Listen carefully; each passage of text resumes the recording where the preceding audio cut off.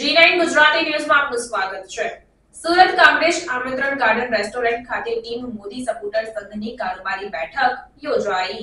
Team Modi supporter સંઘની કારોબારી બેઠક યોજવામાં આવી હતી, જેમાં સંગઠનના નવનિયુક્ત થયેલા હોદ્દેદારોને સર્ટિફિકેટ આપી સન્માનિત કરવામાં આવ્યા, તેમજ સંગઠનની આગળની કામગીરી વધુ સારી કેવી રીતે કરી શકાય તેમજ સંગઠન લોકો સુધી વધારેમાં વધારે કેવી રીતે પહોંચી શકાય તેના માટે દરેક સંગઠનના સભ્યો પાસેથી અભિપ્રાયો લેવામાં આવ્યા અને સભ્યો દ્વારા સજેશન પણ આપવામાં આવ્યું. આ કાર્યક્રમમાં મુખ્ય આયોજક ટીમ મોદી સપોર્ટર સંઘના કામરેજ વિધાનસભાના યુવા મહામંત્રી સંજયભાઈ સુતરિયા હતા. તેમનું સ્વાગત કરવામાં આવ્યું.